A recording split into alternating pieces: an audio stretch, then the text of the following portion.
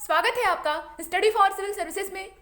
दोस्तों, शंकर आईएएस की इन्वायरमेंट की जो हिंदी माध्यम की श्रृंखला हमने आरंभ की थी उसमें ये अगला वीडियो है, मतलब उस कड़ी में।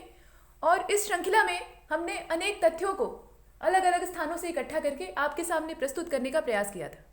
कोशिश यही है कि यह जो सीरीज़ है यह आपके लिए अधिक से अधिक उपयोगी हो सके। फिलहाल जो अध्याय 15 था, अध्याय 15 आपके सामने है। इसका नाम है अम्लीकरण। तो अम्लीकरण में जो सबसे पहला कॉन्सेप्ट है वो है अम्ल वर्षा का। अम्लीकरण की प्रक्रिया कैसे होती है, इसके पीछे कौन से जो तत्व या यौगिक हैं वो जिम्मेदार होते हैं, और अम्ल वर्षा कराने में वो कैसे उत्तरदायी होते हैं, इसको हम देखेंगे। तो जो वर्षा अम्लीय होती है उसे अम्ल वर्षा कहते हैं, ये तो स्वाभाविक परिभाषा है।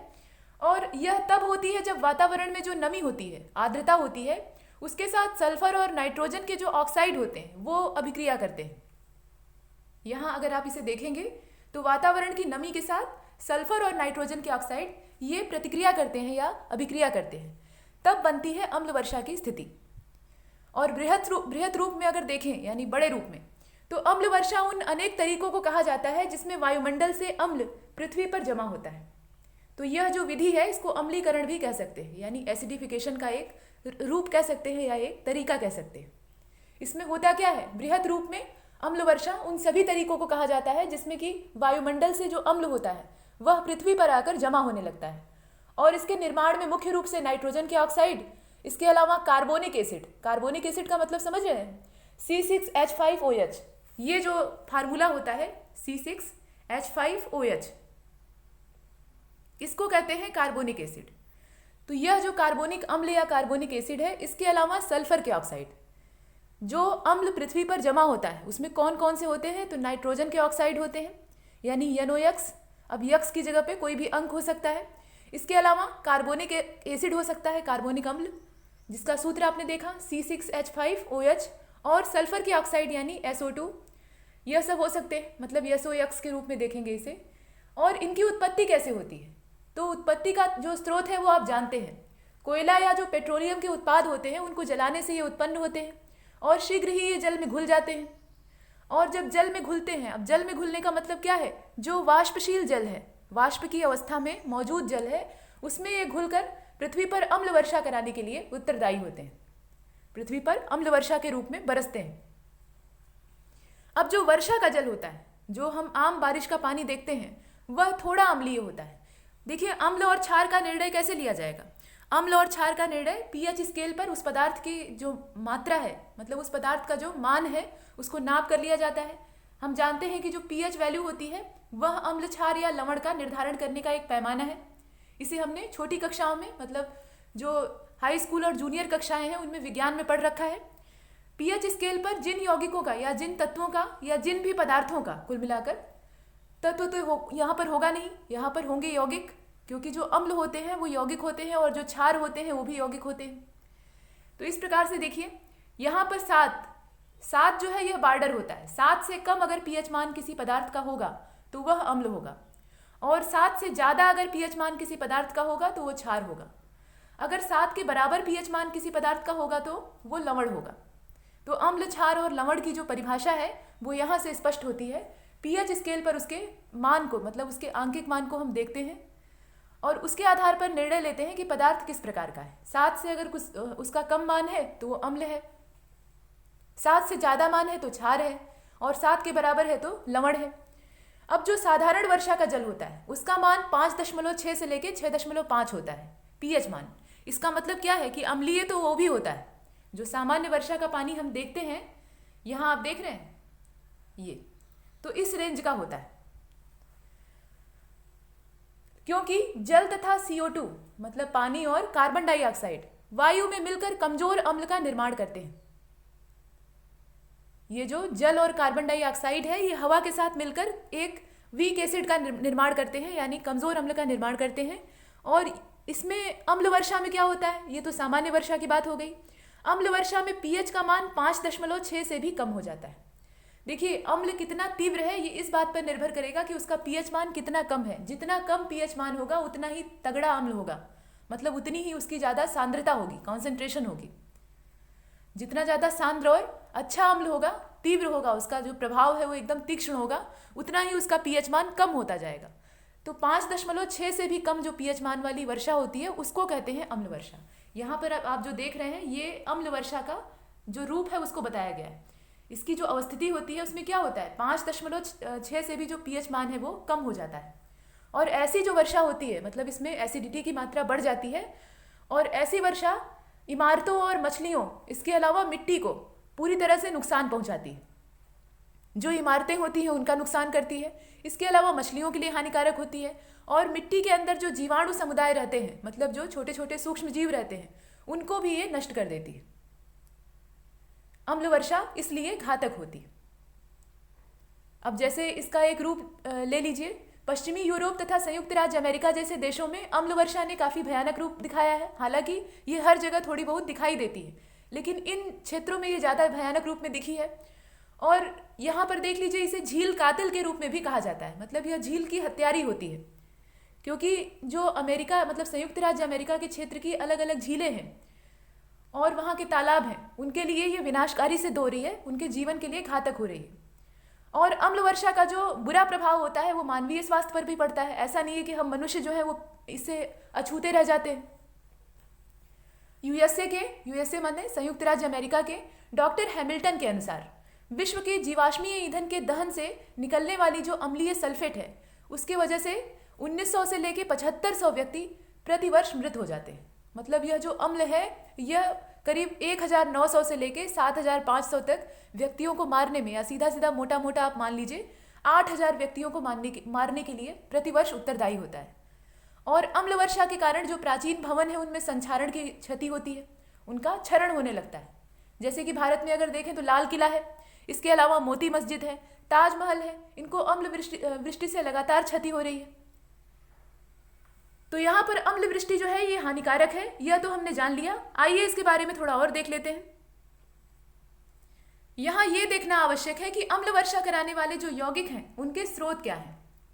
अम्ल वर्षा यौगिकों के द्वारा होती है, और यौगिक कैसे होते हैं, अम्लीय यौगिक होते हैं। अब इनको बनाने वाले जो पदार्थ हैं जैसे कि सल्फर, तो सल्फर का प्राकृतिक स्रोत क्या है और मानव जनित स्रोत क्या है इसको हम देखेंगे। तो देखिए, समुद्र और महासागर, प्राकृतिक स्रोत की अगर हम बात करें तो समुद्र और महासागर और ज्वालामुखी विस्फोट, इन दोनों से प्राकृतिक तरीकों से सल्फर का पृथ्वी में मतलब वायुमंडल में उत्सर्जन होता है या भूपर्पटी पर आगमन होता है। इसके अलावा मिट्टी में जो जैविक प्रक्रियाएं होती हैं उससे भी सल्फर का उत्सर्जन होता है, सल्फर बाहर आता है। और कार्बनिक पदार्थों के अपघटन से भी सल्फर का उत्पादन होता है। तो सल्फर एक तत्व है, ये बात आप जानते हैं। सल्फर यानी यस, और इसका परमाणु क्रमांक क्या होता है, 16 होता है। तो सल्फर के लिए बात कही जा रही है क्योंकि ये अम्ल वर्षा कराने के लिए उत्तरदायी यौगिकों को बनाता है, उसका निर्माण करता है। प्राकृतिक स्रोत जो इसके हैं उनके बारे में चर्चा हो रही है, समुद्र और महासागर, और सबसे बड़े पैमाने पर ज्वालामुखी से, ज्वालामुखी उद्गार से बहुत भारी मात्रा में सल्फर के यौगिकों का उत्सर्जन होता है। इसके अलावा कार्बनिक पदार्थों के अपघटन से और मिट्टी की जो जैविक क्रियाएं होती हैं उससे भी यह पैदा होता है। इसके बाद जो मानव निर्मित स्रोत हैं उनकी बात करें तो कोयले के जलने से, कोयला अगर हम जलाते हैं तो सल्फर डाइऑक्साइड लगभग 60% वहाँ से निकलती है। और पेट्रोलियम उत्पाद अगर हम जलाते हैं, उसका दहन करते हैं, दोनों ही जीवाश्म है। जो कोयले होते हैं वो क्या होते हैं, लकड़ी के जीवाश्म होते हैं, वृक्षों के। बड़े बड़े वृक्ष धरती के नीचे दब गए कार्बोनिफेरस काल में, और बाद में उसी से कोयले का निर्माण हुआ। ये चीज़ें हमने देखी हैं।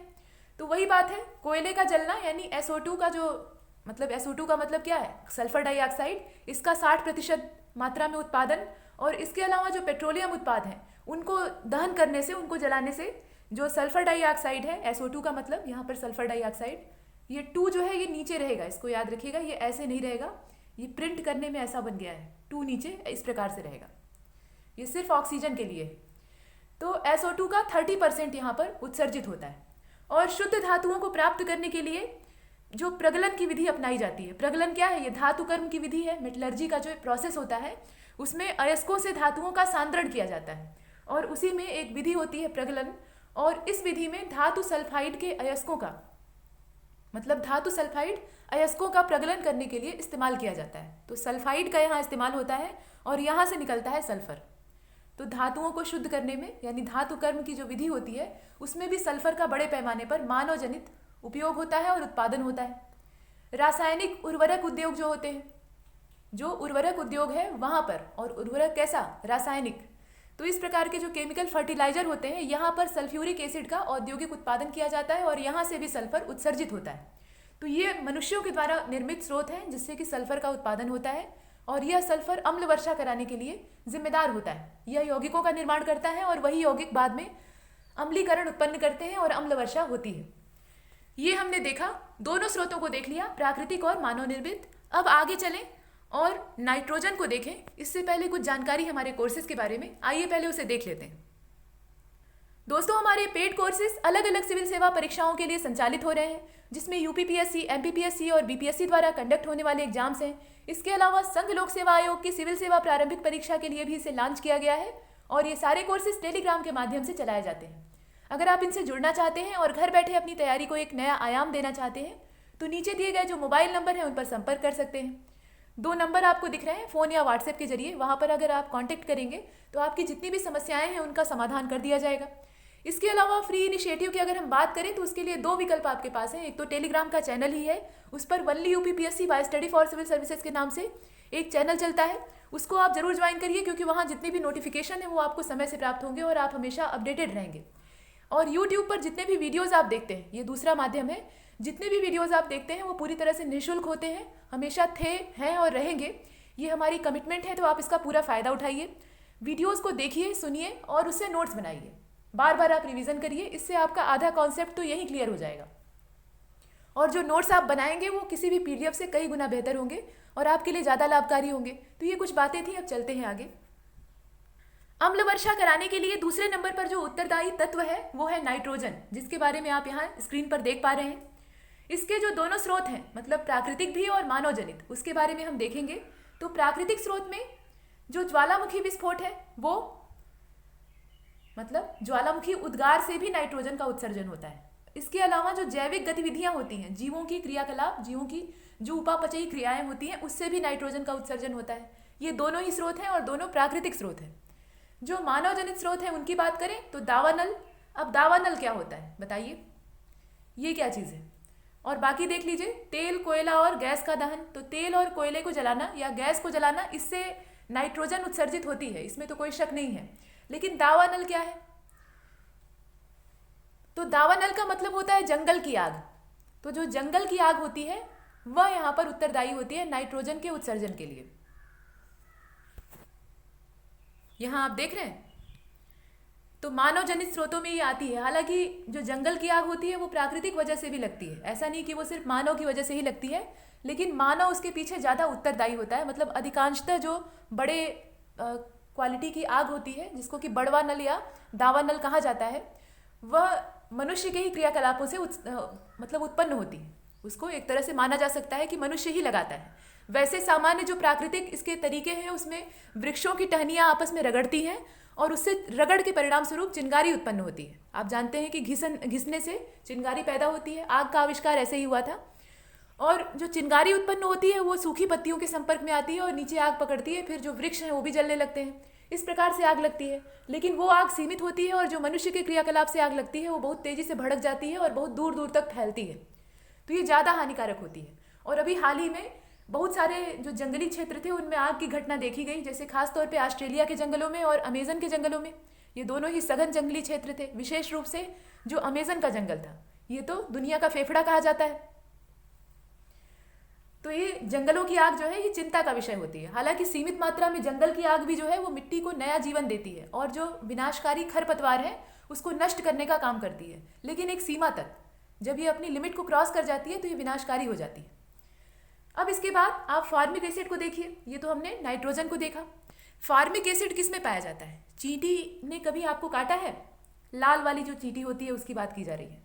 इसके अलावा जो नेटल होता है, यानी जो बर्रे होता है, पीले रंग का कीड़ा होता है, मधुमक्खी की तरह उसके पास भी पंख होते हैं और वो भी छत्ता बनाता है, छोटा छत्ता उसका होता है, बिल्कुल पीला होता है। तो उसके भी डंक में या मधुमक्खी के भी डंक में फार्मिक अम्ल पाया जाता है। और यह जो फार्मिक अम्ल होता है यही जलन उत्पन्न करता है। जब कोई इस प्रकार का कीट डंक मारता है तो उसके डंक से फार्मिक अम्ल का उत्सर्जन होता है। खासतौर पे लाल चींटी की बात अगर करें तो फार्मिक अम्ल निकलता है और वो हमारी त्वचा में प्रवेश कर जाता है और त्वचा में सूजन उत्पन्न कर देता है, खुजली होती है, जलन होती है, दर्द होता है उससे। तो यह एक प्रकार का एसिड होता है और इसीलिए लाल चींटी को फार्मिका कहा जाता है। फिलहाल जंगल की आग के कारण, मतलब जो अभी हमने देखा बड़वाग्नि के बारे में या दावानल के बारे में, उसके कारण या बायोमास के जलने से, जो जैव उत्पाद हैं उनके जलने से वायुमंडल में फार्मिक एसिड का जो रासायनिक सूत्र है उसको देख लीजिए, ये है HCOOH। अच्छा खासा सूत्र है। इसमें कौन कौन से तत्व आपको दिख रहे हैं? हाइड्रोजन है, कार्बन है और ऑक्सीजन है। इन तीनों के संयोग से और समायोजन से ये बना है फार्मिक एसिड। यह एक प्रकार का अम्ल है। और इसके अलावा मतलब ये बायोमास के जलने से उत्पन्न होता है। जंगल की आग में जो जैव उत्पाद हैं वो जलते हैं और उससे इसका उत्सर्जन होता है। इसके अलावा फार्मेल्डिहाइड भी निकलता है। तो फार्मेल्डिहाइड का जो सूत्र होता है वो होता है HCHO। ये है आपका फार्मेल्डिहाइड और ये है आपका फार्मिक एसिड। ये दोनों ही बायोमास के जलने से उत्पन्न होते हैं, ये हमने देखा। अब इसके बाद फार्मेल्डिहाइड के एक बड़े अंश का प्रकाश ऑक्सीकरण हो जाता है, मतलब ऑक्सीकरण की क्रिया में ये अपघटित हो जाता है, जिससे ये वातावरण में फार्मिक एसिड बनाता है। मतलब यह वातावरण में फार्मिक एसिड का निर्माण करता है। जमीन से इसका जो अपघटन है, इसका जो विलयन है, वो वायु में होता है और इस प्रकार से फार्मिक एसिड बनता है। अब ये जो 3 मुख्य यौगिक हैं जो वायुमंडल में वर्षा के क्षेत्र में अम्लीयता का कारण बनते हैं, अम्ल वर्षा कराने के लिए उत्तरदायी होते हैं, इनकी बात की गई। इसके बाद अन्य अम्लों की अगर हम बात करें, अन्य अम्लों में कौन कौन से ऐसे अम्ल हैं या कौन कौन से ऐसे पदार्थ हैं जो कि अम्ल वर्षा कराने के लिए उत्तरदायी हैं, तो इनको आप देख लीजिए। जैसे कि क्लोरीन है, क्लोरीन एक तत्व है। इसके अलावा फास्फोरिक एसिड है, हाइड्रोक्लोरिक एसिड है, जिसको कि यहाँ पर स्मोकस टैक्स कहा जाता है या स्मोकस टैक्स कहा जाता है। ये क्या है? हाइड्रोक्लोरिक एसिड है। हाइड्रोक्लोरिक एसिड का HCl जो सूत्र होता है वो होता है। इसी प्रकार से फास्फोरिक एसिड है, कार्बन मोनोऑक्साइड है, कार्बन डाइऑक्साइड है। ऑटोमोबाइल सेक्टर से इसका उत्सर्जन होता है। वाहनों में जो जीवाश्म ईंधन होता है उसका दहन होता है और उससे कार्बन डाइऑक्साइड निकलती है। तो इस प्रकार से यह सभी अम्ल वर्षा में कहीं न कहीं योगदान देते हैं। अब वायु प्रदूषण जो होता है, देखिए अम्ल वर्षा ये विषय किस चीज़ का है? वायु प्रदूषण का है। इससे पहले हमने प्रदूषण के बारे में पढ़ रखा है। तो जब भी हम वायु प्रदूषण की चर्चा करते हैं तो अम्ल वर्षा का जिक्र वहाँ पर आता है। और वायु प्रदूषण का जो सूचक है वो लाइकेन नाम के जो जीव होते हैं वो सबसे अच्छे जैव संकेतक के रूप में प्रदर्शित करते हैं, दिखाते हैं। मतलब जो लाइकेन होते हैं वो सबसे अच्छे जैव संकेतक के रूप में वायु प्रदूषण को दर्शा पाते हैं। लाइकेन कोई एक जीव नहीं होता, ये 2 जीवों का मिक्सचर होता है। कौन कौन से 2 जीव होते हैं बताइए?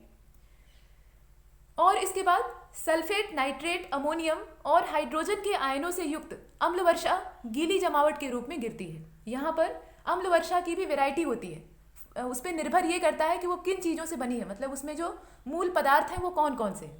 तो सल्फेट, नाइट्रेट और अमोनियम, इसके अलावा हाइड्रोजन के आयनों से युक्त जो अम्लों की वर्षा होती है, मतलब इनसे युक्त जो अम्ल बनते हैं और उनकी जो वर्षा होती है वह गीली जमावट के रूप में गिरती है। मतलब यह लगता है कि कोई ठोस पदार्थ बिल्कुल गीला होकर नीचे गिर रहा है। इस प्रकार की चीज़ें इसमें होती हैं, ये हमने देखा। और अम्ल वर्षा के जो घातक असर हैं उनको तो हम जानते ही हैं। मिट्टी को ये नुकसान पहुंचाते हैं, सूक्ष्म जीवों को नुकसान पहुंचाते हैं, जो धरोहरें हैं, इमारतें हैं, उनको नुकसान पहुंचाते हैं, मनुष्य के लिए भी घातक होते हैं और वनस्पतियों के लिए तो होते ही हैं। तो देखिए मिट्टी में हाइड्रोजन आयनों और पोषक तत्वों जैसे कि पोटेशियम, मैग्नीशियम के बीच विनिमय और पोषक तत्वों के निच्छालन का कारण बनता है। मतलब जो मिट्टी के पोषक तत्व है वो नष्ट होने लगते हैं और इससे मिट्टी बंजर हो जाती है, बांझ हो जाती है। उसका जो उत्पादन है, उर्वरा शक्ति है, वो नष्ट होने लगती है। और अन्य पोषक तत्वों में कमी के कारण मिट्टी में अमोनिया की वृद्धि से अपघटन की दर कम हो जाती है। इसके अलावा मिट्टी पर अम्ल वर्षा का प्रभाव भारत में कम है, क्योंकि भारत में यह घटना कम होती है। और एक चीज़ और है कि भारत की जो मिट्टी है वह ज़्यादातर क्षारीय प्रकृति की है।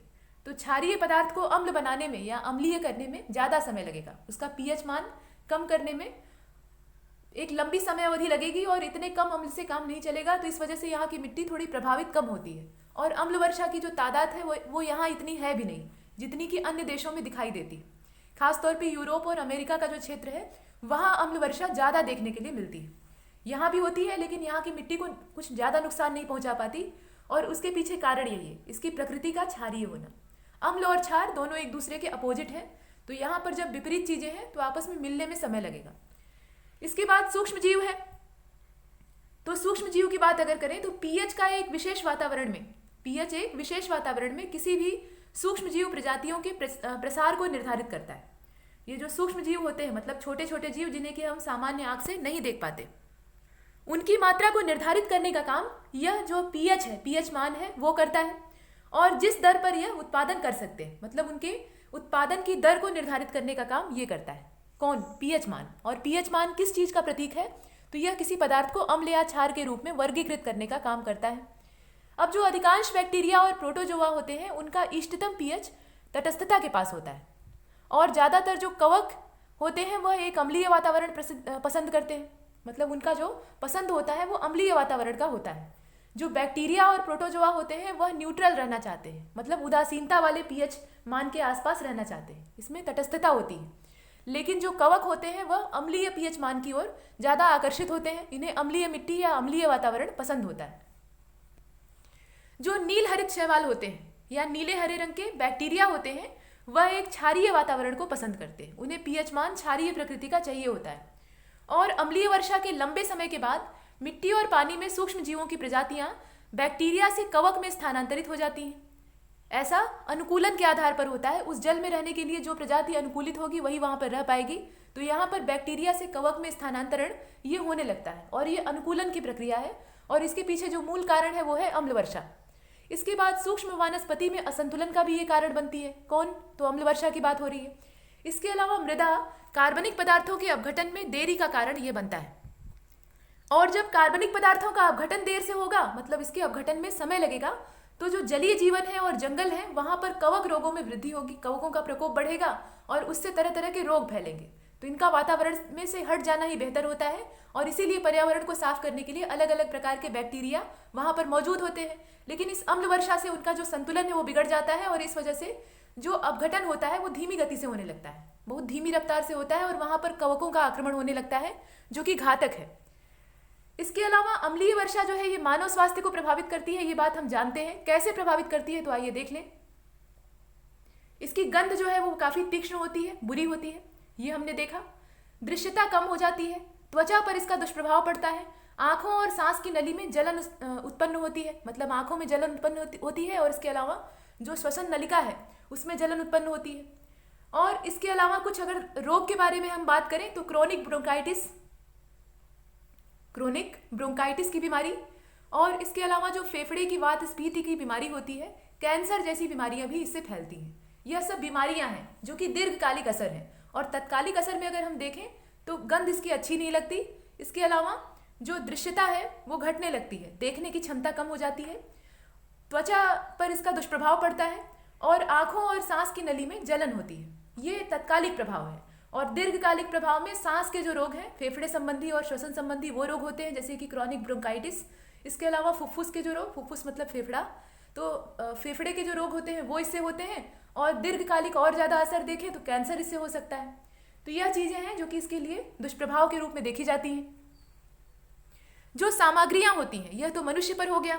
सामग्रियों पर अम्ल वर्षा का क्या दुष्प्रभाव होता है? तो धातु, पत्थर, पेंट, कागज, सूक्ष्म सामग्री, चमड़ा मुख्य रूप से सल्फर डाइऑक्साइड द्वारा और कुछ अन्य गैसीय ऑक्साइड द्वारा क्षतिग्रस्त होते हैं। ये जो पदार्थ हैं इन पर बुरा असर पड़ता है। धातु के जो पदार्थ होते हैं मतलब धातु से बनी हुई चीजों पर इस अम्ल वर्षा का घातक असर पड़ता है। इसके अलावा पेंट, कागज, सूक्ष्म सामग्री, चमड़ा ये सब इससे खराब होते हैं। और जो रबर है ये ओजोन गैस से, इसके अलावा कपड़ा जो है ये नाइट्रोजन के ऑक्साइडों से इस प्रकार से प्रभावित होता है। और चीनी मिट्टी और ग्लास जो है ये फ्लोराइड युक्त जो अम्लीय गैस होती है उसके द्वारा दुष्प्रभाव से ग्रस्त हो जाते हैं। तो अलग अलग चीज़ों पर अलग अलग प्रकार के जो यौगिक हैं या जो पदार्थ हैं जो कि अम्लीकरण के लिए उत्तरदायी हैं उनका गलत असर पड़ता है, और यह सब विनाशकारी है। कहीं न कहीं ये नुकसानदेह है हर मामले में, चाहे वो प्राकृतिक हो या फिर जो हमारा कृत्रिम वातावरण है उसमें भी। अब प्रदूषण पर या प्रदूषक जो होते हैं, प्रदूषण तो बाद की बात है, जो प्रदूषक होते हैं उन पर अम्ल वर्षा का क्या प्रभाव पड़ता है। तो प्रदूषकों में सबसे पहले हम देखते हैं पारा को, यानी मरकरी। तो मिथाइल पारा और संबंधित जो लघु श्रृंखला एल्काइन पारित यौगिक हैं वह मनुष्यों के लिए सबसे ज़्यादा खतरनाक होते हैं। पारे के जितने भी यौगिक होते हैं, जितने भी कंपाउंड्स होते हैं वह इंसान के लिए घातक होते हैं, मनुष्य के लिए अच्छे नहीं होते। और जब यह पारे के जो यौगिक होते हैं शुद्ध पारा नहीं, जो पारे के यौगिक होते हैं, जब वो जलीय पारितंत्र में घुल जाते हैं तो वह मछलियों के शरीर में संचित होने लगते हैं। और इन मछलियों का जब सेवन मनुष्य करता है जो पारे के संक्रमण से ग्रस्त होती हैं, तो वहाँ पर मिनामाटा जैसी जो बीमारियां हैं वो फैलती हैं। इसे हमने पीछे देखा है। तो यह पारे का घातक असर है। लेकिन यहाँ प्रश्न ये है कि जो पारे जैसे प्रदूषक हैं, इन पर अम्ल वर्षा का क्या प्रभाव पड़ता है। तो हालांकि अम्ल का जो जमाव होता है, अम्लीय जमाव, वह मिथाइल पारे के उत्पादन में वृद्धि नहीं करता। जो मिथाइल पारा होता है उसके उत्पादन को बढ़ाता नहीं है, लेकिन मिथाइल पारा के विभाजन को पानी में बढ़ा देता है।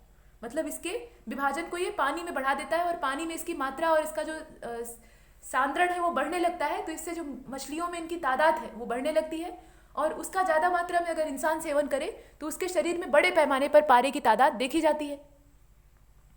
अब मछलियों में पारे के स्तर को कम करने में चूने के उपयोग से मदद मिलती है। चूने का छिड़काव करने से मछलियों के शरीर में जो पारा है वो अपने स्तर से कम हो जाएगा, मतलब उसके स्तर में कमी आएगी।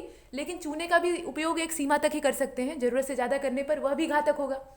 तो यह चीज़ें हैं पारे के बारे में हमने देखा, जो कि एक प्रदूषक है।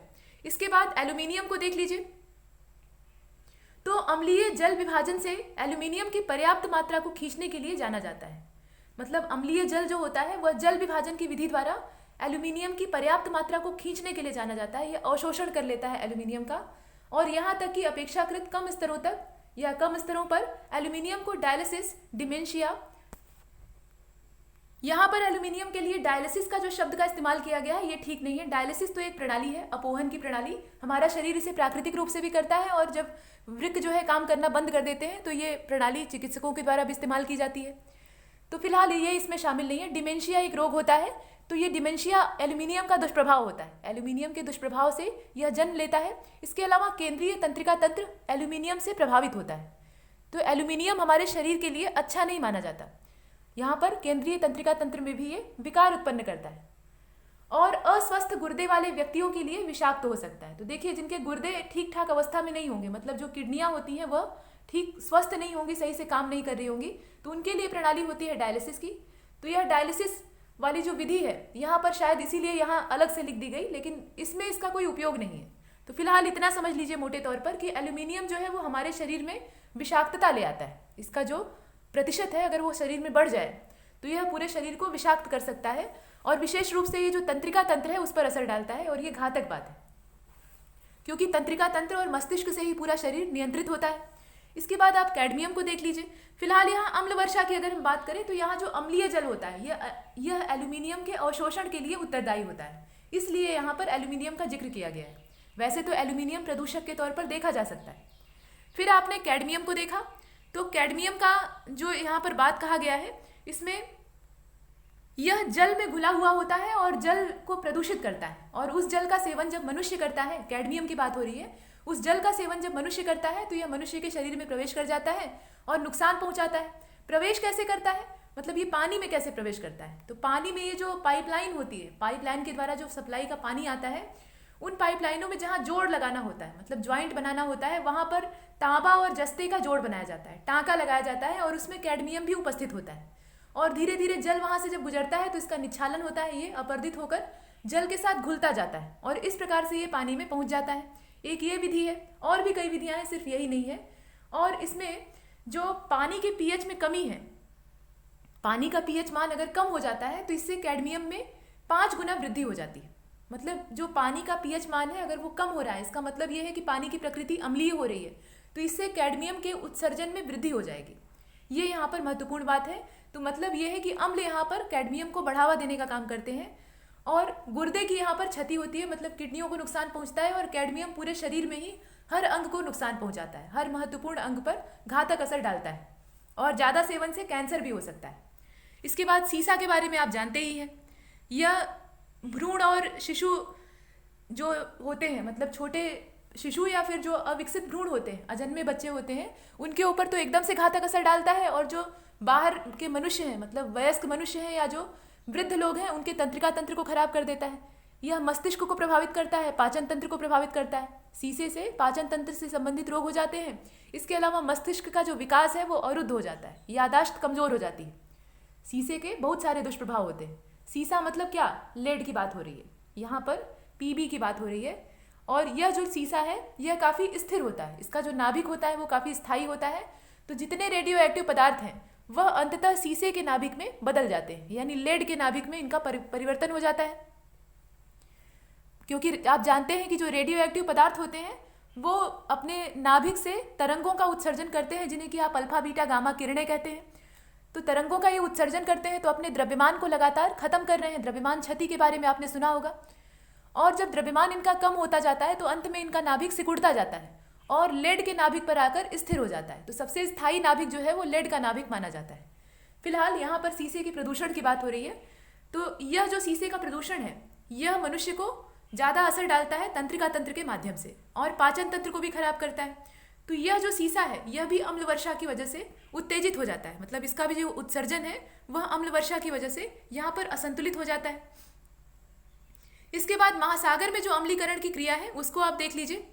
जैसे जैसे महासागर में वायुमंडलीय कार्बन डाइऑक्साइड की मात्रा बढ़ती है, वायुमंडल में घुली हुई जो कार्बन डाइऑक्साइड है वह महासागर तक पहुंचती है।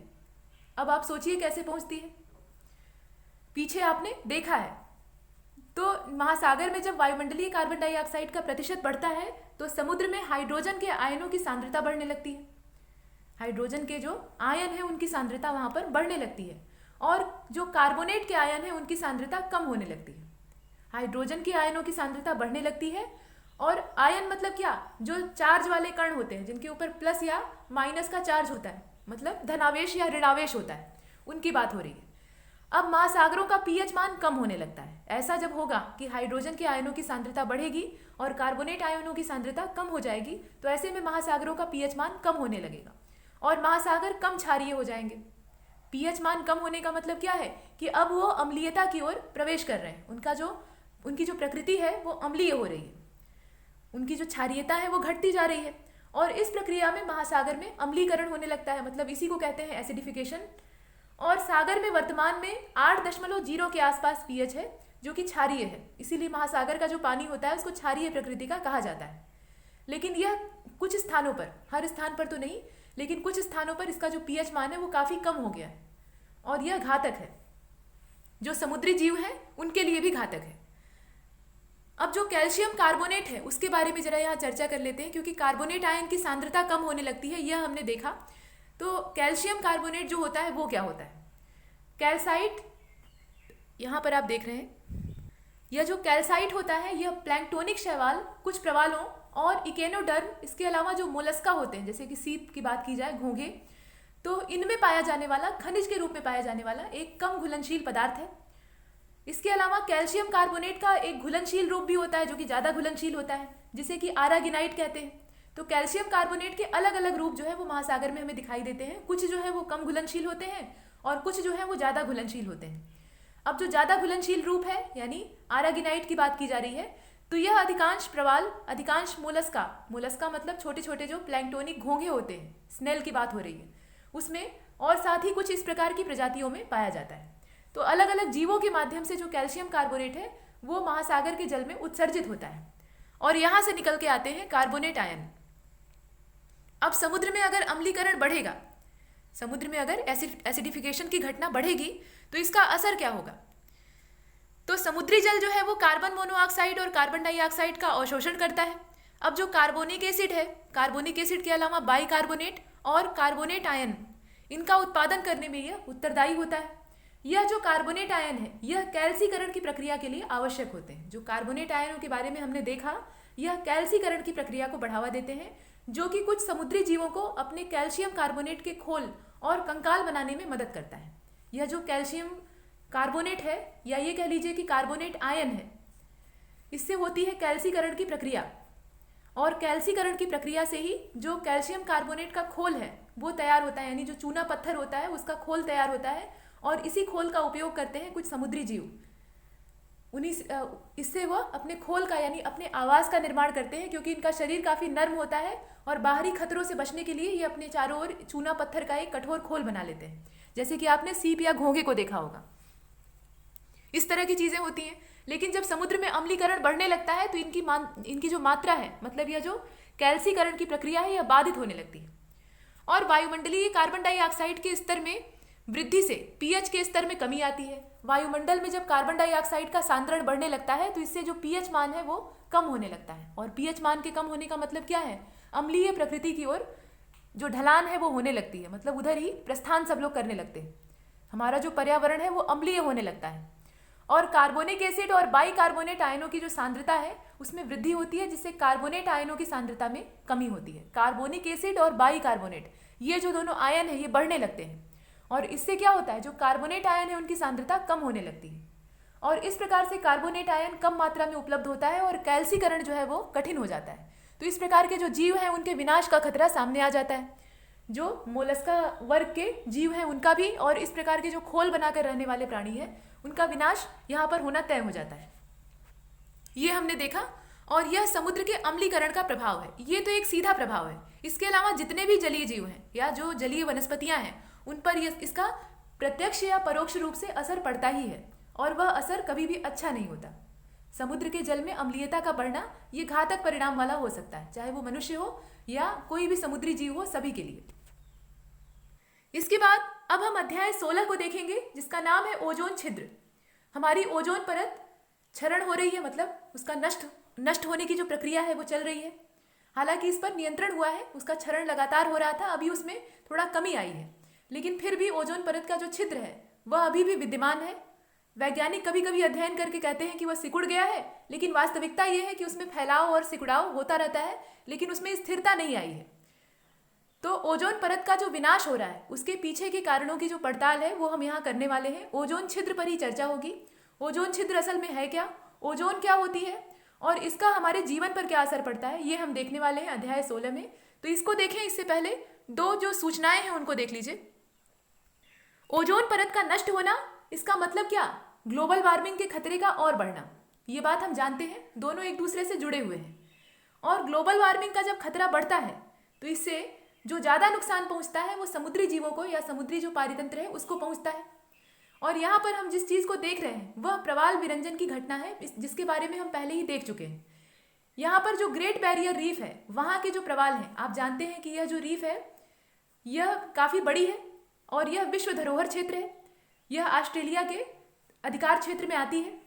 तो यह जो ग्रेट बैरियर रीफ है इसका 2/3 भाग प्रवाल विरंजन से प्रभावित है, और 2/3 से ज़्यादा, यह तो कागजी आंकड़ा है, यह 2/3 से ज़्यादा प्रभावित है प्रवाल विरंजन की घटना से।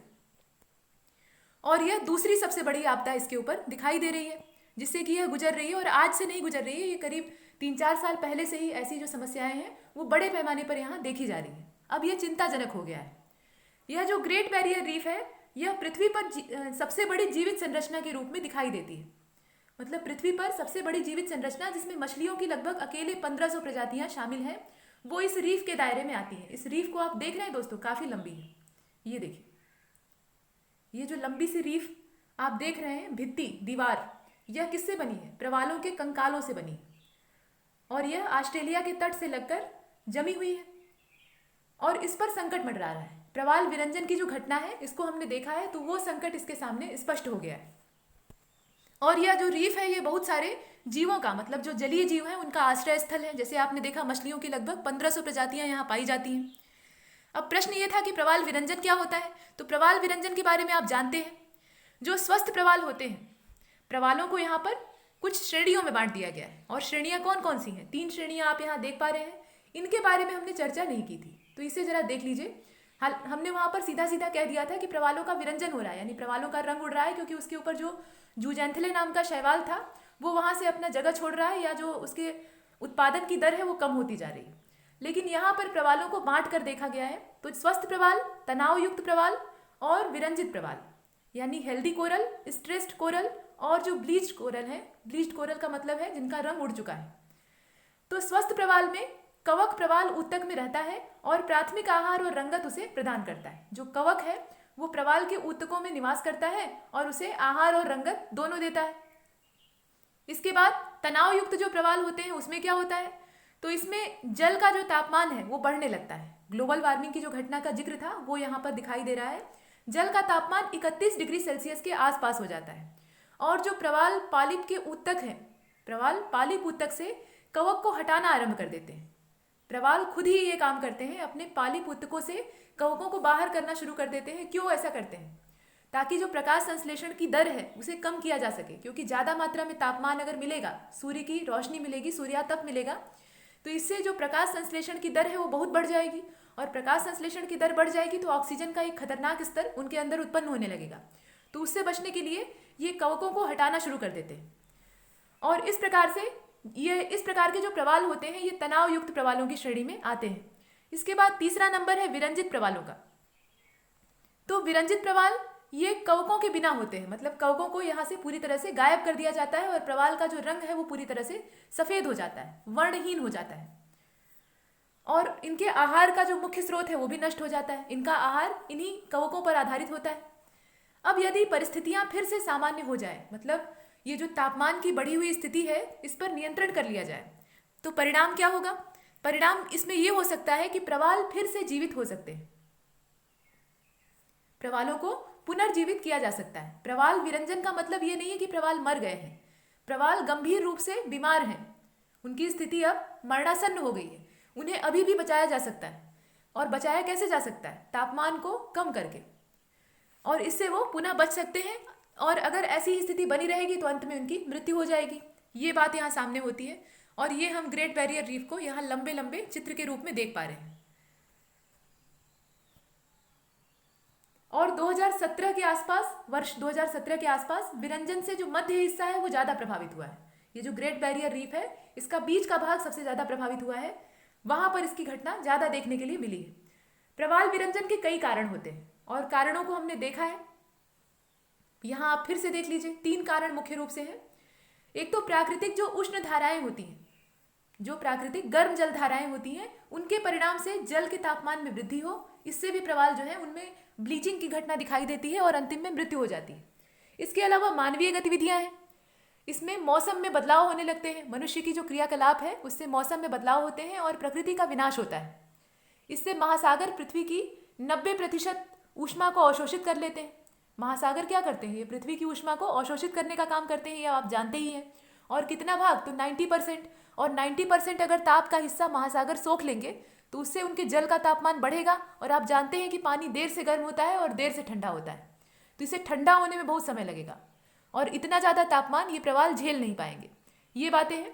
इसके बाद नवीनतम अगर खतरा देखें तो वो एल नीनो का खतरा है। एल नीनो के मौसमी प्रभाव से भी यह हुआ है। हालांकि जो 2017 के बाद वाली घटनाएं हम देख रहे हैं, मतलब 2020 तक का जो आंकड़ा है उसमें एल नीनो की हिस्सेदारी कम ही है, लेकिन इससे पहले यानी 2017 और 2016 से पहले वाला जो समय था उसमें एल नीनो को भी इसमें उत्तरदायी माना गया था। उसके प्रभाव से भी जो समुद्री जल धाराएं हैं उनमें उलटफेर हुआ था और समुद्र के जल के तापमान में वृद्धि हुई थी। ये सब कुछ हमने देखा, और यहाँ पर आप जो देख रहे हैं ये है ग्रेट बैरियर रीफ। अब चलते हैं आगे। हम बात कर रहे थे ओजोन परत की। तो ओजोन हमारे वायुमंडल में 2 अलग अलग रूपों में पाई जाती है। एक तो क्षोभ मंडल की सीमा पर होती है, मतलब क्षोभ मंडल के स्तर में होती है, और यह खराब ओजोन होती है, यह हानिकारक होती है, यह प्रदूषकों में गिनी जाती है, इसको आप जानते हैं। और जो समताप मंडल में ओजोन की परत पाई जाती है वह हमारे लिए रक्षा कवच है। ओजोन है क्या? तो ओजोन को हम लोग व्यक्त करते हैं O3 से। यह ऑक्सीजन से बनने वाला एक नया पदार्थ है, ऑक्सीजन का ही एक प्रोडक्ट है। इसमें 3 ऑक्सीजन के जो कण हैं वो मिलकर एक ओजोन का निर्माण करते हैं, और इसका जो सिंबल है वो होता है O3।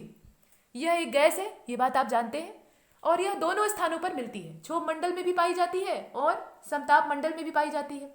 क्षोभ मंडल में यह द्वितीयक श्रेणी के प्रदूषकों में गिनी जाती है, और समताप मंडल में यह रक्षा कवच के रूप में देखी जाती है। क्षोभ मंडल की ओजोन खराब है क्योंकि यह हवा को गंदा करती है, खराब करती है, और जो धूम्र कोहरा होता है, प्रकाश रासायनिक धूम्र कोहरा जो होता है, उसको बनाने में सहयोग करती है, जो कि सांस लेने के लिए या फेफड़ों के लिए या मानव स्वास्थ्य के लिए अच्छा नहीं होता। ये बात हो गई। और जो समताप मंडल की ओजोन है वो अच्छी है। क्यों अच्छी है ये आप जानते ही हैं। सूर्य की जो हानिकारक अल्ट्रावायलेट रेज है उनको ये पृथ्वी पर आने से रोकती है, और इस प्रकार से ये कवच का निर्माण करती है, जो कि पृथ्वी के लिए अच्छा है। वातावरण में एक विशेष क्षेत्र में ओजोन की जो सांद्रता में कमी है उसको हम कहते हैं ओजोन छिद्र। जो बाहर वाली ओजोन परत है, समताप मंडल की जो ओजोन है, उसकी सांद्रता में अगर कहीं गिरावट हो जाती है, मान लीजिए पृथ्वी है, इसके चारों ओर ऐसे ओजोन की परत है और चारों तरफ इसकी बराबर सांद्रता है, मतलब इसकी बराबर मात्रा है, कहीं से इसकी सांद्रता में गिरावट होने लगे तो वहां पर एक होल जैसा बन जाएगा, यानी छिद्र जैसा बन जाएगा, वहाँ पर विरल ओजोन की मात्रा होगी और वहाँ से सूर्य की जो पराबैंगनी किरणें हैं वो पृथ्वी पर प्रवेश करने लगेंगी, पृथ्वी के धरातल तक पहुँचने लगेंगी। यह स्थिति अच्छी नहीं होती और इसी प्रकार से जो कम सांद्रता वाले क्षेत्र होते हैं उनको ओजोन छिद्र के रूप में परिभाषित किया गया है। तो ये जो ओजोन छिद्र है ये इस रूप में यहाँ पर दिखाई देता है। ऐसा नहीं है कि कोई छेद कर दिया है, हथौड़ा लेके किसी स्थान पर छेद कर दिया है, नहीं, ओजोन की सांद्रता वहाँ पर कम हो गई है, ओजोन की मात्रा वहाँ घट गई है, उसी स्थान को हम कहते हैं ओजोन छिद्र वाला स्थान। तो अब प्रश्न ये है कि ऐसा स्थान है कहाँ पर? तो हम सभी जानते हैं कि जो अंटार्कटिका के ऊपर का वायुमंडल है वहाँ पर ओजोन का प्रतिशत काफ़ी कम हो गया है और वहाँ पर एक बड़े छिद्र का निर्माण हो गया है। इस तरह के ओजोन छिद्र का सबसे अच्छा उदाहरण अंटार्कटिका के ऊपर का वायुमंडल है, जहाँ पर ओजोन का लगभग 50% हिस्सा मौजूद है और 50% खो चुका है, मतलब उसकी सांद्रता जो है वो कम हो गई। और सांद्रता कम होने का मतलब क्या? वहाँ एक बड़े छिद्र का निर्माण हो गया है। कहा जाता है कि वो अमेरिका की साइज़ का है, लेकिन उसमें कमी आ रही है, ऐसा वैज्ञानिकों का मानना है। तत्कालिक जो अध्ययन है उसका ये नतीजा आया है। ये कमी जो है ये स्थायी नहीं है, कभी कभी ये बढ़ने लगता है। जो मानवीय क्रियाकलाप या कुछ गतिविधियां हैं उससे इसमें वृद्धि भी हो जाती है। तो ये चीज़ें हैं। अब ओजोन की परत को नष्ट करने वाले जो पदार्थ हैं उनके बारे में देखते हैं। तो स्रोत में सबसे पहले है क्लोरोफ्लोरोकार्बन यानी CFC, क्लोरोफ्लोरोकार्बन यानी CFC। और CFC के जो अणु होते हैं इसमें कौन कौन चीज़ें हैं? तो इसमें क्लोरीन होती है, इसके अलावा फ्लोरीन होती है और कार्बन होता है। क्लोरीन, फ्लोरीन और कार्बन से इनका निर्माण होता है और इनका उपयोग प्रशीतन में होता है, जो रेफ्रिजरेशन की विधियां होती हैं। इसके अलावा जो वातानुकूलन की विधियां होती हैं उसमें इनका इस्तेमाल होता है। इसके अलावा एरोसॉल स्प्रे में इस्तेमाल होता है और प्लास्टिक के निर्माण में जो फोमिंग एजेंट होता है उसमें इसका प्रयोग होता है 30% के आसपास, और प्रशीतन में 66% के आसपास होता है, 66%।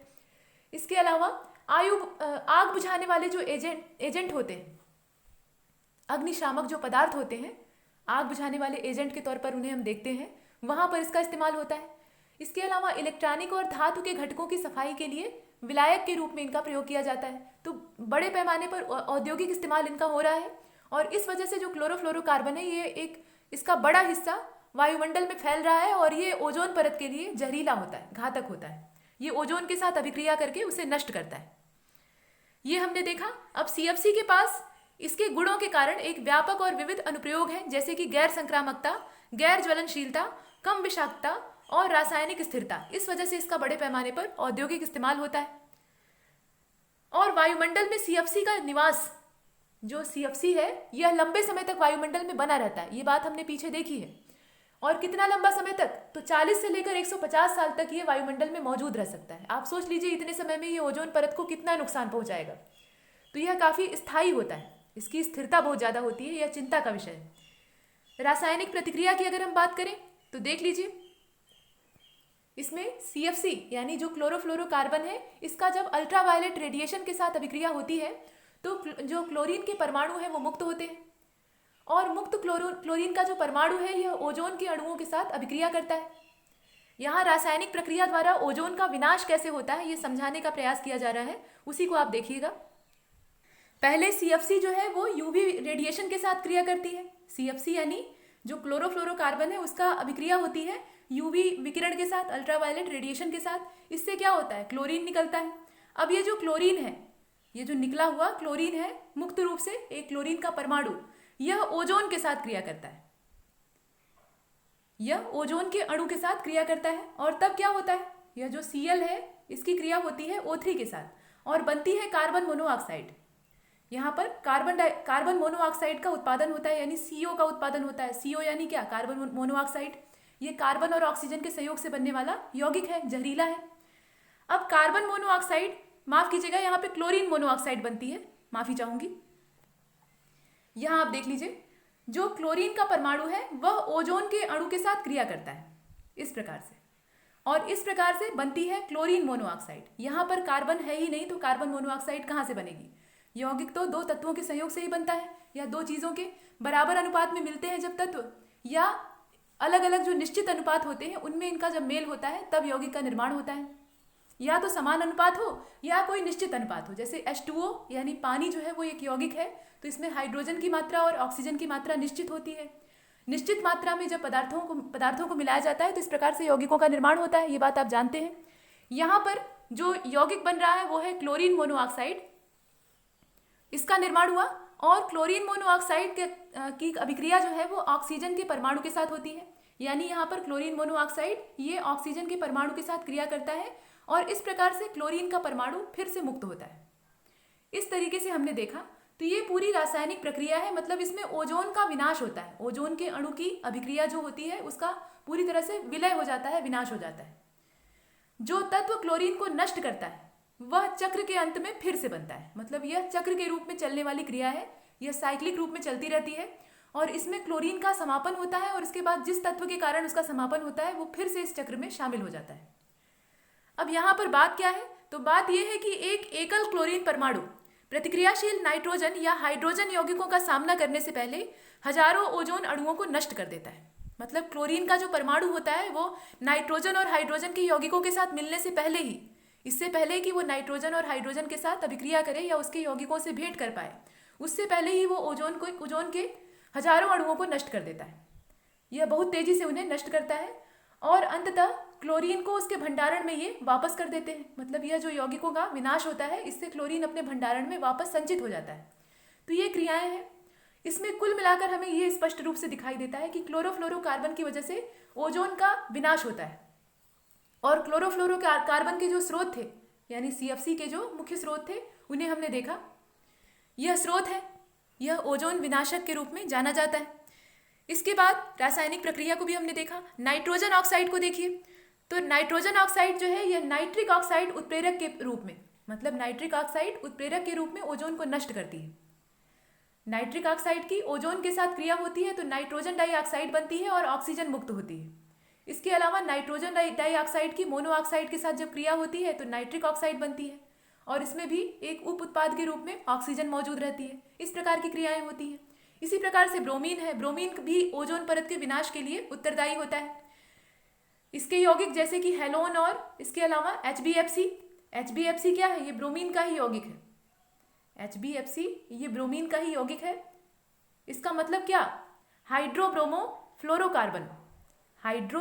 फ्लोरोकार्बन HBFC ये ब्रोमीन के सहयोग से बनने वाला और बाकी इसमें कार्बन और फ्लोरीन का योगदान है। तो इस प्रकार से बनने वाला एक यौगिक है और इन दोनों का इस्तेमाल यानी हेलोन और HBFC दोनों का प्रयोग होता है अग्निशामक और मिथाइल मतलब अग्निशामक के रूप में।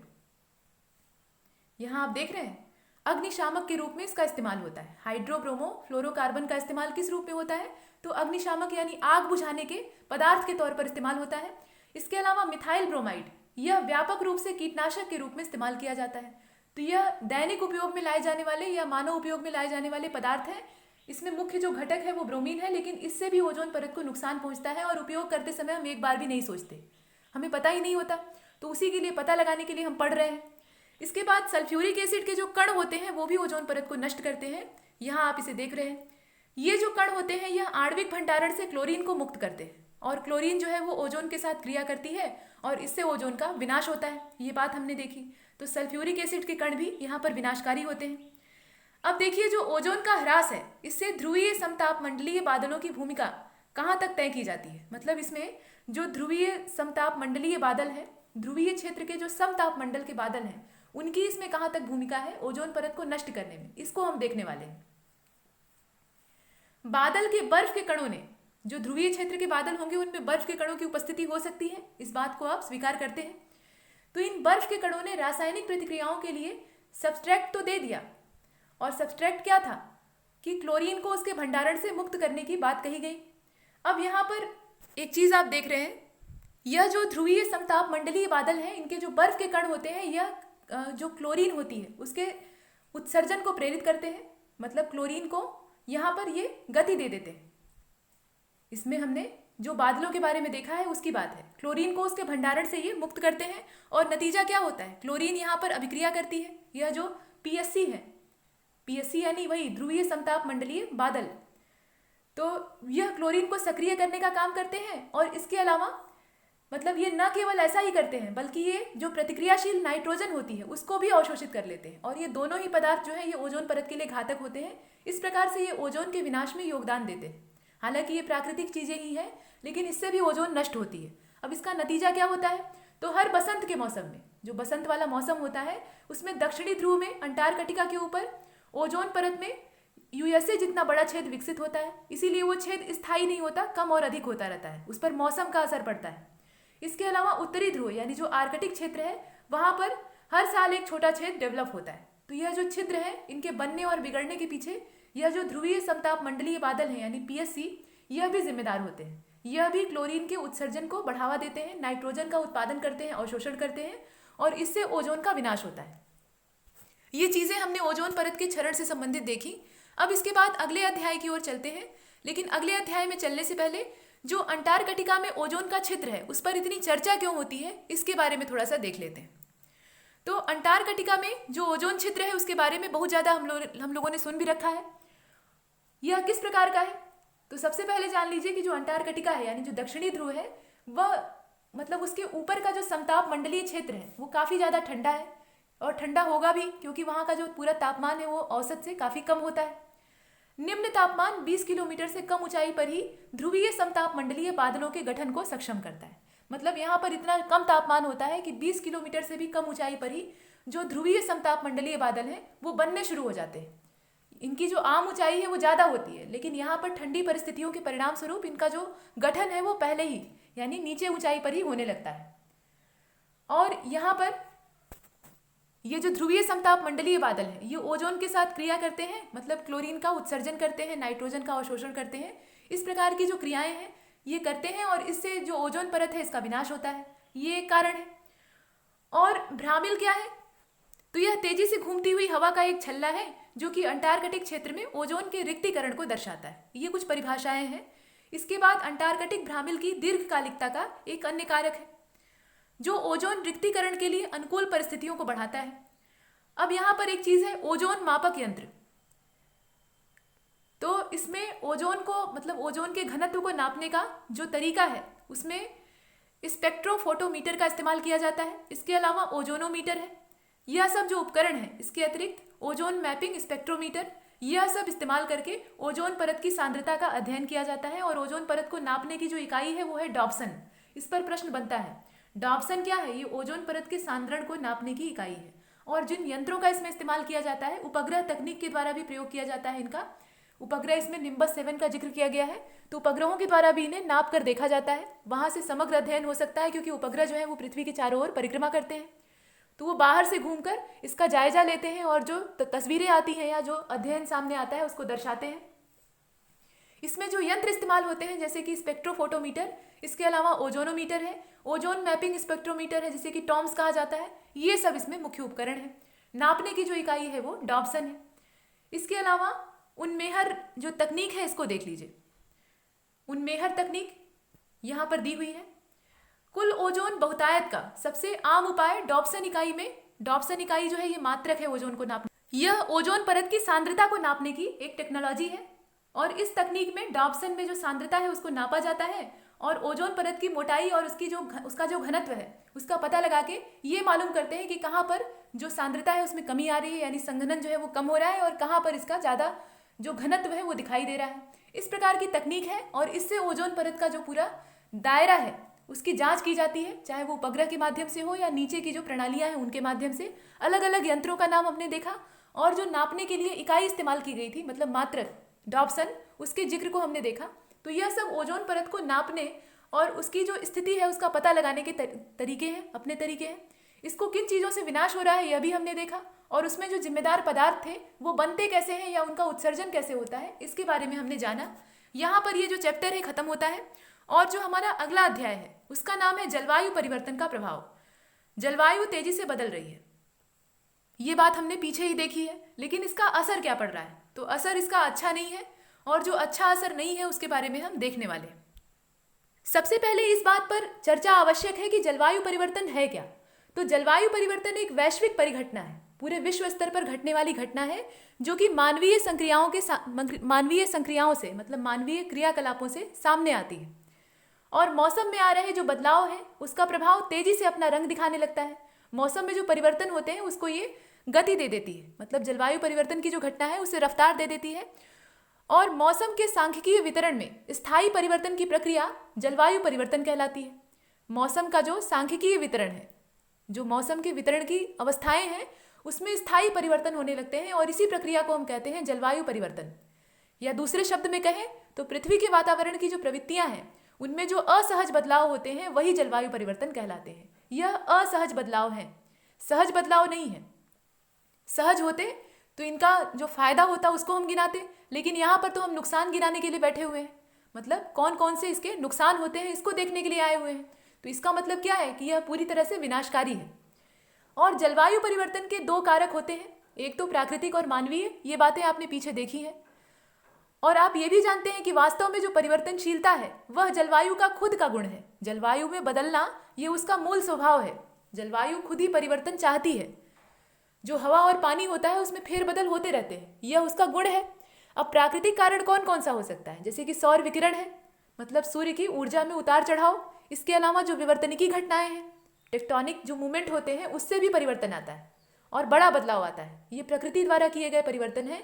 ज्वालामुखी की क्रिया से भी बदलाव होते हैं। लेकिन यह सब प्रकृति करती है तो प्रकृति के पास उसकी जिम्मेदारी भी होती है। प्रकृति उन्हें बैलेंस कर लेती है। प्रकृति जब खुद कुछ फेरबदल करती है तो उसे संतुलित करने का काम भी वो स्वयं करती है। लेकिन जब इसमें मनुष्य का हस्तक्षेप होता है तब जो यह संतुलन है यह स्थिर नहीं हो पाता, मतलब इसे बैलेंस करना बहुत मुश्किल हो जाता है। अब जलवायु परिवर्तन के कई कारण होते हैं। कारणों को हमने हालांकि देखा था, यहाँ पर थोड़ा सा रफ चर्चा कर लेते हैं। एक तो जंगलों का विनाश है। जंगलों के विनाश से जलवायु का परिवर्तन ये होना स्वाभाविक है। जो जंगल होते हैं अर्थात वन, वह पृथ्वी के तल पर प्राकृतिक छतरी का निर्माण करते हैं। मतलब यह एक तरह से छाते होते हैं, छाजन का निर्माण करते हैं। और ये मानव द्वारा उत्सर्जित जो गैसें हैं उन्हें सोखकर वायुमंडल के हरित गृह प्रभाव को कम करते हैं। जो ग्रीन हाउस इफेक्ट हमने पीछे देख रखा था उसमें ये कमी लाने का प्रयास करते हैं या लाते भी हैं। जो वनों का आवरण है वो कूलिंग का काम करता है, ठंडा रखने का काम करता है। जहाँ भी वृक्ष होते हैं वो इलाके अपेक्षाकृत जो खुले क्षेत्र होते हैं उनकी तुलना में ठंडे होते हैं। वहाँ तापमान में कमी होती है, चाहे गर्मी का एकदम तपता हुआ मौसम ही क्यों न हो। पीछे इसी लेक्चर में जो सीरीज़ है इसमें मैंने एक जगह जिक्र किया था बनारस के क्षेत्रों का। तो बनारस में जो खुले क्षेत्र हैं, सड़क वाले एरिया हैं, उसकी तुलना आप बीएचयू के कैंपस से कर लीजिए या सारनाथ वाले क्षेत्र से कर लीजिए। बीएचयू ज़्यादा नज़दीक है, सारनाथ के लिए आपको बनारस में थोड़ा बाहर जाना पड़ेगा।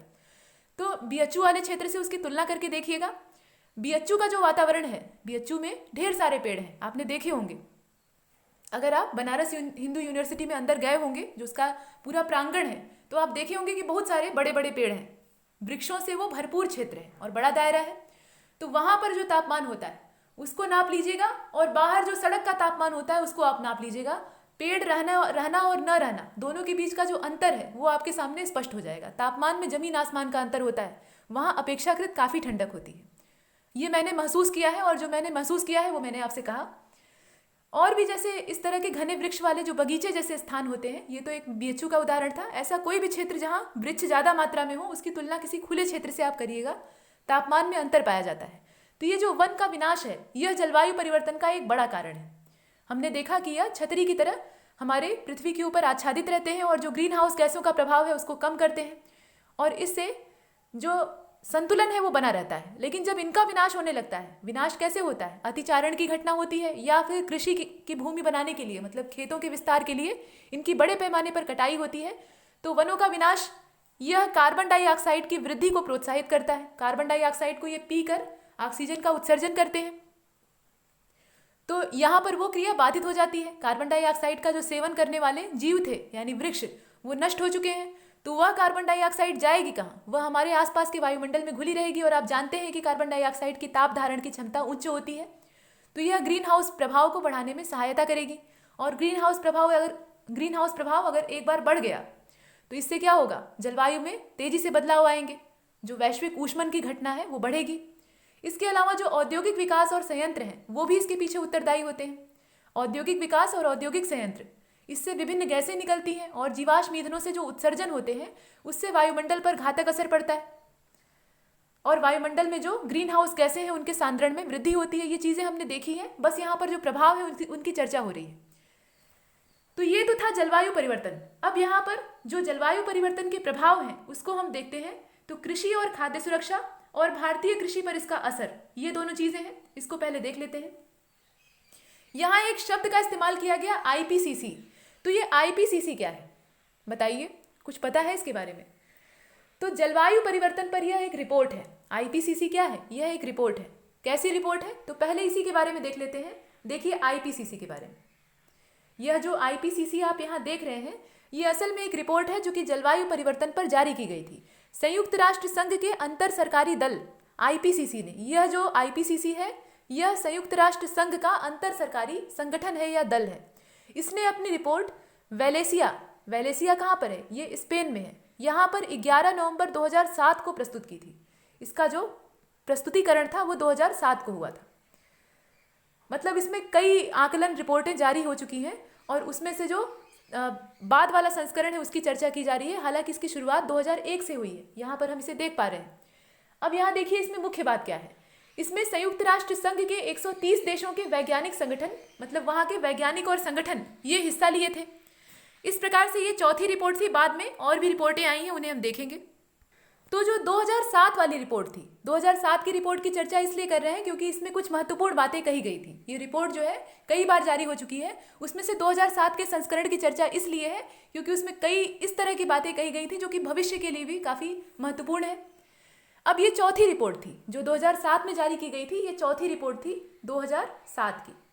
ये चौथी रिपोर्ट थी किसकी? आईपीसीसी की। और आईपीसीसी क्या है? यह संयुक्त राष्ट्र संघ का एक अंतर सरकारी दल है। इसने वेलेसिया जो कि स्पेन में है वहाँ पर 11 नवंबर 2007 को यह रिपोर्ट प्रस्तुत की थी। और इसमें 130 देशों के जो वैज्ञानिक थे, जो शोधकर्ता थे, उन्होंने हिस्सा लिया था। अब इसमें कहा गया, मतलब एक तरह से चेतावनी जारी की गई कि ग्लोबल वार्मिंग के दुष्प्रभाव अब दिखाई पड़ने लगे हैं। मतलब जब ये जारी की गई तब की बात कही गई थी, अब तो ये स्पष्ट हो गए हैं। लेकिन उसी समय कहा गया था कि यह परिलक्षित होने लगे हैं और इस सदी में यह इतने गंभीर हो जाएंगे। इस सदी का मतलब क्या? जिस सदी में हम लोग जी रहे हैं, 21वीं सदी, इसमें यह इतने गंभीर हो जाएंगे कि इसमें सुधार की संभावना भी नहीं रहेगी। जो सुधार की हम बात कर रहे हैं वो सुधारने का हमें समय भी नहीं मिल पाएगा। और इसके सुधार की संभावना जब नहीं रहेगी तो परिणाम क्या होगा? बहुत घातक हो जाएगा। रिपोर्ट में यह भी अनुमान लगाया गया कि वर्ष 2100 तक, अभी जो सन चल रहा है वो कौन सा है? 2020 है। और सन 2100 तक विश्व का जो सतह का औसत तापमान है, जो जमीन का औसत तापमान है, वो वर्ष 1980 या 90 के दशक की अगर हम बात करें तो उस समय के औसत तापमान की तुलना में 1.1 डिग्री सेल्सियस से 6.4 डिग्री सेल्सियस तक बढ़ जाएगा। कितना बढ़ जाएगा? आप सोच लीजिए, 1.1 डिग्री सेल्सियस, इसे मिटा लीजिए। अब देखिए 1.1 डिग्री सेल्सियस से लेकर करीब 6.4 डिग्री सेल्सियस तक उसमें औसत वृद्धि हो जाएगी। ये सतह के तापमान में वृद्धि की बात की गई है। कब? 2100 यानी सन 2100 में। तो 1980 के दशक की अगर हम तुलना, या 90 के ही दशक की आप तुलना कर लीजिए सन 2100 के तापमान से, तो इतना बड़ा अंतर देखने के लिए मिलेगा। और समुद्र तल इससे ये देखने में ज़्यादा नहीं लग रहा है, तापमान जो है बहुत ज़्यादा नहीं लग रहा है कि यह तो बहुत छोटा सा टेम्परेचर है 6.4 डिग्री सेल्सियस, लेकिन इसका कितना बड़ा असर पड़ेगा उसको सुन लीजिएगा। इससे समुद्र का जो तल है वह करीब 15 से लेकर 59 सेंटीमीटर तक ऊंचा हो जाएगा। इतनी इसमें ऊंचाई में वृद्धि हो जाएगी। ये सिर्फ अनुमानित बात है, इससे ज़्यादा ही होगा, इससे कम नहीं होगा। और रिपोर्ट में यह भी कहा गया कि जलवायु परिवर्तन के खतरों को कम करने के लिए राष्ट्रों को कार्बन डाइऑक्साइड का उत्सर्जन घटाना पड़ेगा। तो इसीलिए बार बार कार्बन के उत्सर्जन को घटाने के लिए बात चलती है। हालांकि जो उत्सर्जन है वो कम मात्रा में होता है, उससे ज़्यादा उस पर बहस होती है। ये बातें राष्ट्रों में आपस में खींचतान होती है, बहस होती है। उत्सर्जन कम करने पर अगर ज़्यादा काम करते तो अब तक कुछ सकारात्मक बदलाव देखने के लिए मिलता, हालांकि कम हुआ है। इसके अलावा और देखिए, तो राष्ट्रों को कार्बन डाइऑक्साइड का उत्सर्जन घटाना पड़ेगा, क्योंकि कार्बन डाइऑक्साइड ये ग्रीन हाउस गैसों के प्रभाव में तेजी से वृद्धि करती है। और आईपीसीसी ने अपनी रिपोर्ट में सभी देशों को मौसम में बदलाव को लेकर चेतावनी दी है। मौसम में जो परिवर्तन हो रहे हैं उन्हें तो आप भी महसूस कर रहे होंगे। जो मौसम इस समय हमारे आसपास दिखाई दे रहा है, अपने देश में दिखाई दे रहा है या पूरी दुनिया में दिखाई दे रहा है, उसमें बहुत बड़े पैमाने पर बदलाव आया है। अभी देखिए गर्मी का मौसम है, लेकिन आए दिन अंधड़ और आंधी तूफान से आपकी जो मुलाकात है वो हो जाती है। तापमान इस बार उतना नहीं बढ़ पाया जितना कि गर्मी में बढ़ना चाहिए। और इससे होगा क्या? जो वर्षा ऋतु है वो सूखी गुजर जाएगी, उसमें या तो वर्षा होगी नहीं या फिर बहुत भारी वर्षा होगी। कहने का मतलब ये है कि असंतुलन पैदा हो रहा है। गर्मी के मौसम में गर्मी न पड़े, बरसात में बरसात न हो और सर्दी जो है वो सर्दियों जैसी न लगे, तो इसका मतलब समझ लेना चाहिए कि कुछ भी अच्छा नहीं है, ये ठीक लक्षण नहीं है। तो इन लक्षणों पर पड़ताल की गई, इन पर जांच की गई, तो ये जो रिपोर्ट है ये सामने आई। और भी कुछ बातें कही गई।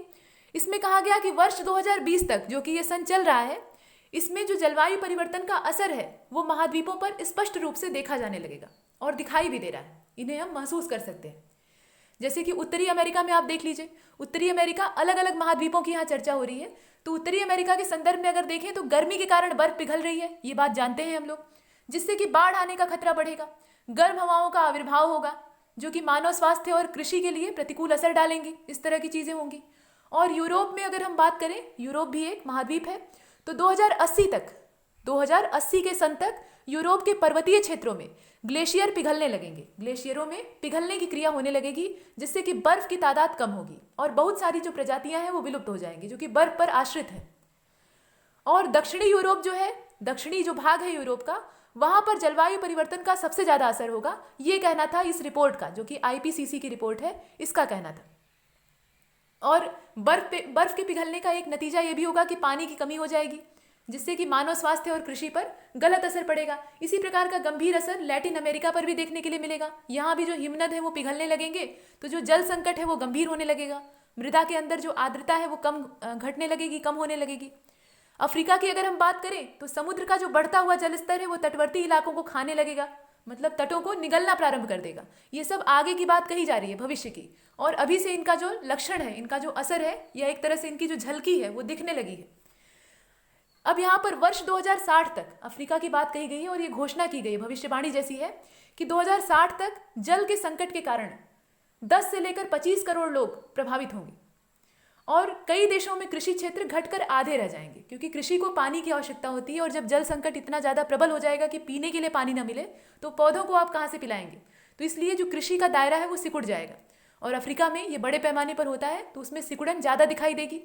एशिया की अब बात करते हैं, अपना महाद्वीप और सबसे बड़ा भी, सबसे ज़्यादा आबादी भी यहाँ पर है, तो जो तटीय इलाके हैं वहाँ पर समुद्र का स्तर बहुत खतरनाक स्तर तक बढ़ जाएगा, डूबने का खतरा पैदा हो जाएगा जो तटवर्ती इलाके हैं।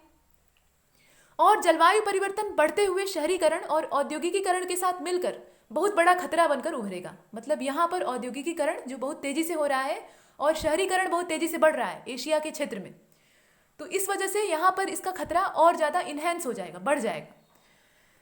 अब वर्ष 2050 तक, ज़्यादा दूर नहीं है, 30 साल आगे की बात कही जा रही है, वर्ष 2050 तक पूर्वी, दक्षिण पूर्वी और जो मध्य दक्षिणी एशिया है वहाँ पर साफ पीने के लिए पानी की भयंकर समस्या होगी। पानी का जो भूमिगत जल का जो स्रोत है वो एकदम नीचे चला जाएगा या बहुत से स्थानों पर सूख जाएगा। तो ऐसी कंडीशन में जो पीने का पानी है उसकी गंभीर समस्या यहाँ पर पैदा होगी।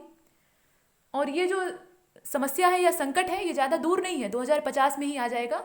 और इसको हम अभी भी महसूस कर रहे हैं कि जो गर्मी का मौसम है उसमें बहुत से इलाकों में पानी छोड़ देता है, बार बार जो समरसेबुल या पंप है उनकी बोरिंग करानी पड़ती है, जल स्तर एक स्थान का बहुत जल्दी जल्दी सूख रहा है।